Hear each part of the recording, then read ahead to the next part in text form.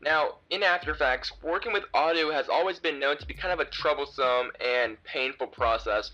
After Effects is kind of known to not handle audio so well, and it's not really a pleasant experience to work with audio within After Effects.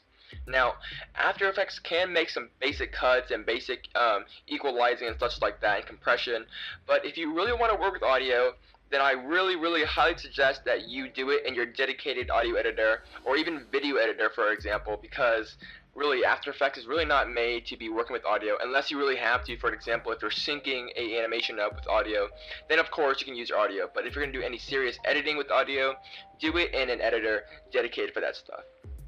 So with that being said, here in this composition I have a audio file here, an epic action trailer file here, and I'm just going to drag it into my pre-made composition.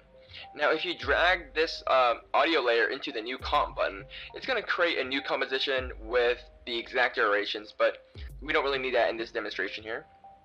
So we have an audio file here, and the first thing you may notice if you're familiar with an audio editor is, wow, this is really useful right here. We just have a very simple bar, the duration of the track, and this is not really helpful. So how the heck do we see our waveforms? Because it's really useful to see waveforms when working with audio. Now you can show your waveforms by hitting the L button on your keyboard.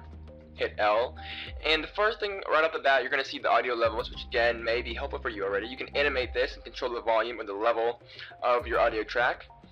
And right underneath that we have waveforms, and if you toggle it down you can see all your waveforms. Now as you can see, that was quite a bit of tedious work just to reveal our waveform and to reveal our audio levels. So I mean, just right off the bat you can tell that this is not a really good application to handle audio within After Effects. So that's how you see the waveforms, and as you can see we have a nice hit right here, and then we have silence right here and such like that. So you can use the waveforms to somewhat be as a guide for you to sync up your audio. Now a really nice way to kind of work with After Effects and audio, and a really great way to sync up your audio with your animation or maybe your transition in your action trailer, etc., is to use markers within After Effects. Now to create a marker, you can hit the asterisk key or the star key on your number keypad. This doesn't work if you just use the regular asterisk key right above your typing area. I mean, you have to actually use the keypad, and it shouldn't be a problem because most people who use After Effects use a workstation that has a keyboard in there. So I'm going to hit the asterisk key, and as you can see it creates kind of a little marker here, and you can go in here and click on the marker and it's going to bring up the layer marker options, and you can add maybe transition number 1, and then you can fill in all these other stuff here, hit OK. And as you can see we have a really cool little note here or marker on our layer, and we can freely drag this around, and it may be very useful for you to sync up your audio. So you can delete a marker by right clicking, hitting delete marker. Now if you want to create a composition marker, make sure that you're not selecting any single layer, so I'm going to click away here, and by hitting the asterisk key you'll bring a marker in for the composition as you see up here. So really useful. Now how can we use this to work with our audio? Well, you can actually listen to the audio in real time using a RAM preview, and while listening you can hit the asterisk key on your number keypad, and it's going to mark all your markers in real time as you're listening. So for example here, I'm just going to listen to this audio track for maybe the first 10 seconds or so, and then while I'm listening in real time I'm pressing the asterisk key when I want a marker to be pressed. So I hit 0 on the keypad to do a RAM preview.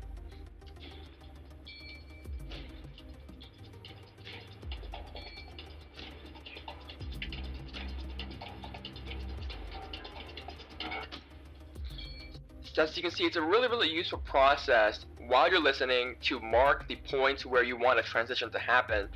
For example, I did a marker at every single strong beat, and you can use that as kind of a guide to maybe transition to a new scene, or maybe cut to a new scene.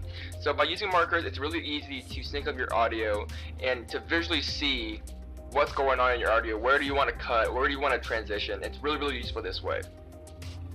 Now, one final thing before I go, I want to talk about audio visualization. This is going to be kind of a little fun extra tip for all you audio junkies out there that want to visualize your audio real quick. Now, After Effects has a really useful little effect to kind of visualize your audio, and it may be very useful to you guys out there that kind of want to add somewhat of a visual to your maybe your mix or your track, and this is kind of a little fun thing I'm going to show you. So I'm going to create a new layer here. and we'll call this visualization, and hit OK. And then I'm going to go to the effects and presets here and search in audio, and under generate you should see audio spectrum right here. I want to drag that effect onto our visualization layer, and right off the bat you see this kind of digital waveform here, I guess. Now right here it says audio layer. Now it wants us to select our audio layer, so in this case I'm going to select our audio layer, the epic action trailer layer. And if we just make some adjustments here, you can see that we have some very basic adjustments that a lot of audio engineers, audio designers will know, such as frequency and maximum height and bands and all that great stuff. But I'm going to crank up the maximum height just so we get a more obvious effect here. And I'm going to change the color to maybe a blue color, and then change the outside color to maybe this darker blue. So we kind of get that club spectrum look. And there's a lot of more options that you can play with, but basically what this does is it visualizes your audio in a pretty unique way. So if I do a quick RAM preview,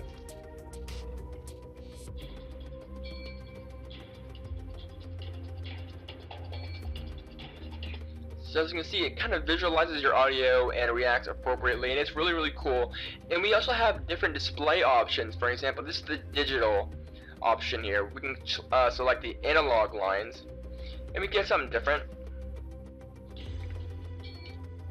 And then we also have the analog dots. So just something really cool that you may want to look at and play around with, especially if you're kind of interested into the audio field. So this has just been a really quick lesson on working with audio, how to see the waveforms, and how to use your markers and visualize some stuff.